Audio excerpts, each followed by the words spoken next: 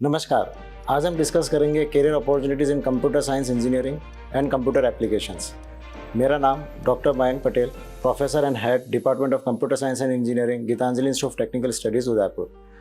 तो पहले हम देखेंगे कि हमें करियर बनाना क्यों है कंप्यूटर साइंस में, कैसे बनाएं और कहाँ से बनाएं। तो पहले अपन जैसे डिस्कस करेंगे कि क्यों बनाएं। तो हमारे माननीय प्रधानमंत्री मोदी जी ने एक इक्वेशन दी थी, IT plus IT is equals to IT। उसका मतलब था information technology plus India talent is equals to India tomorrow. तो ये एक सार्थक इक्वेशन उन्होंने दी थी और ये होगी। हम अगर एक एक चीज़ शब्द को इसको एनालाइज करें तो था information technology that revolves around the computer science and engineering, या कंप्यूटर साइंस के आगे पीछे ही घूमेगा। इंडिया टैलेंट मतलब यूथ जो अभी वीडियोस देख रहे हैं, और इंडिया टुमारो जो हमको देश को आगे समृद्ध बनाना है। तो इससे आप समझ सकते हैं कि जो हमारा देश का आगे भविष्य है वो किस पे रहेगा, एक तो यूथ पे और कंप्यूटर टेक्नोलॉजीज़ पे। हम बात करें नेशनल GDP की, तो उसमें IT सेक्टर जो इंफॉर्मेशन टेक्नोलॉजी सेक्टर है वो एक अपने आप में बहुत अहम भूमिका निभा रहा है डायरेक्टली, और जो दूसरे सेक्टर्स हैं उसमें इनडायरेक्टली, क्योंकि आजकल आप देखेंगे कि सब कुछ कंप्यूटर साइंस पे डिपेंडेंट हो गया है। और अगर हमको इस देश में सर्वश्रेष्ठ बनना है तो हमें हमारे डिजिटल टेक्नोलॉजी जो इस देश में अभी 50 या 60% के आसपास है उसको इन्हेंस करके बड़े लेवल पे लानी होगी।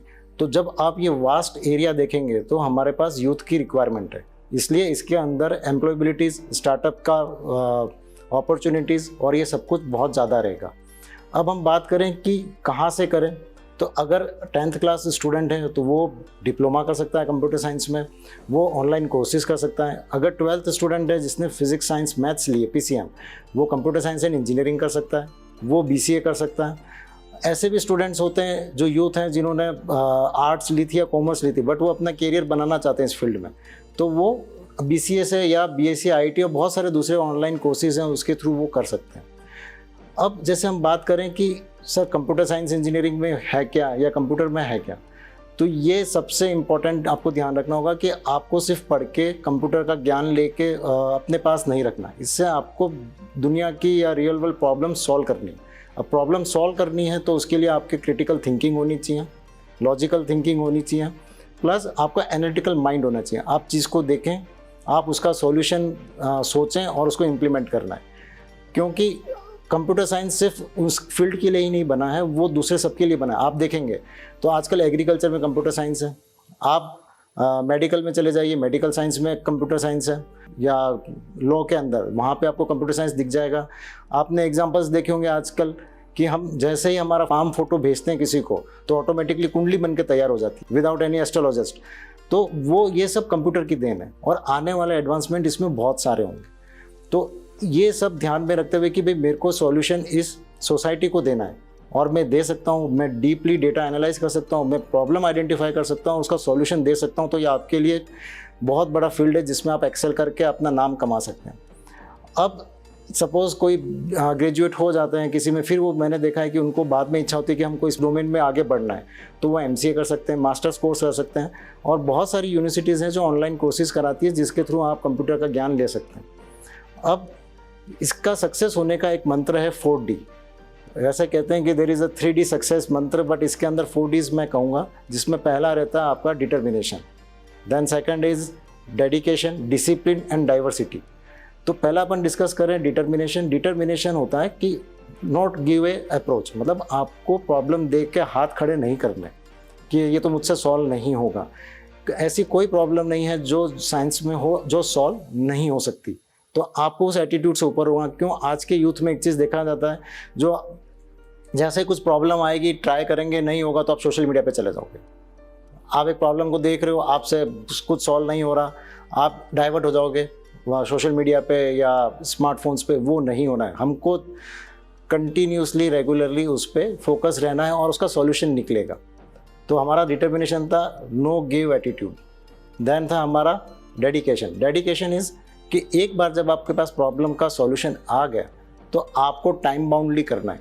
आज के ज़माना टाइम बाउंड है, अगर आपने टाइम बाउंडली करा तो काम का है, टाइम बाउंडली आपने नहीं किया तो कोई दूसरा ज़रूर करेगा।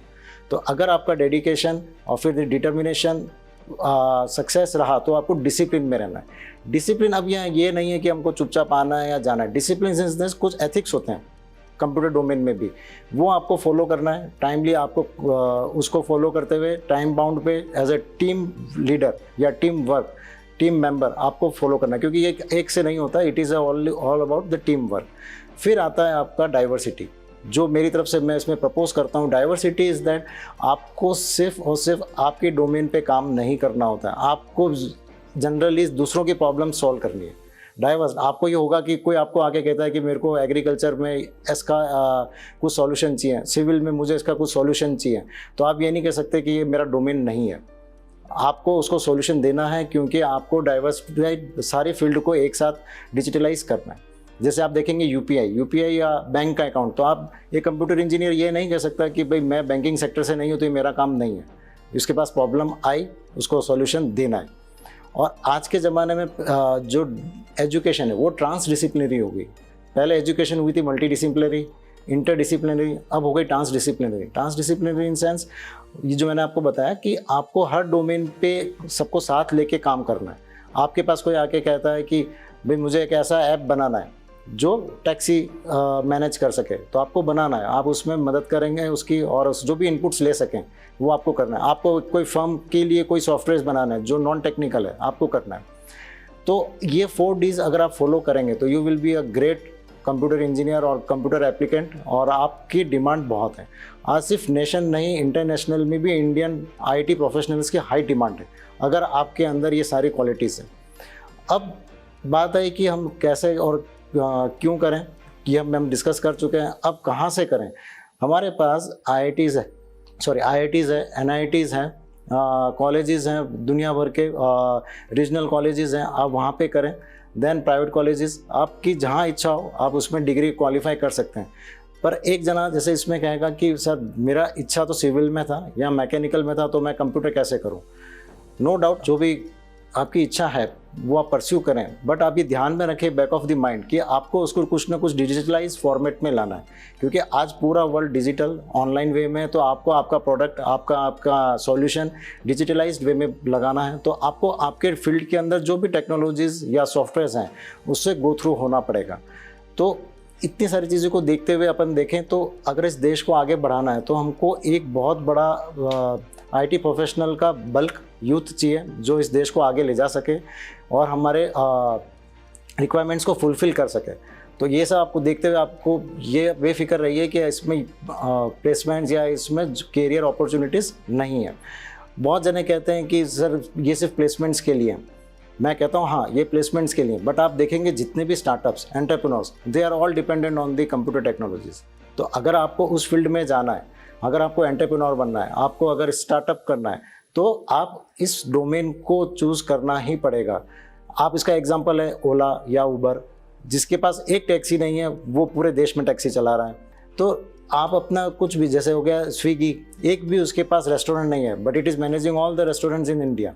तो स्टार्टअप बेस्ड या एंटरप्रेन्योर्स या फिर आपको आपके जो भी छोटे स्मॉल स्केल, मीडियम स्केल्स या लार्ज स्केल्स के एंटरप्रेन्योर्स हैं उसको डिजिटलाइज करना है, तो उसको आपको रिक्वायरमेंट रहेगा कि आप उसको कंप्यूटर की मदद से करें। इसी को देखते हुए आप समझ सकते हैं कि हमारे देश में इसकी अपार संभावना है। अगर आप बेस्ट क्वालिटी इसमें अपना देंगे तो आपके पास अपार संभावना के साथ न ही भारत में, विदेश में भी रिक्वायरमेंट रहेगी। जय हिंद, जय भारत।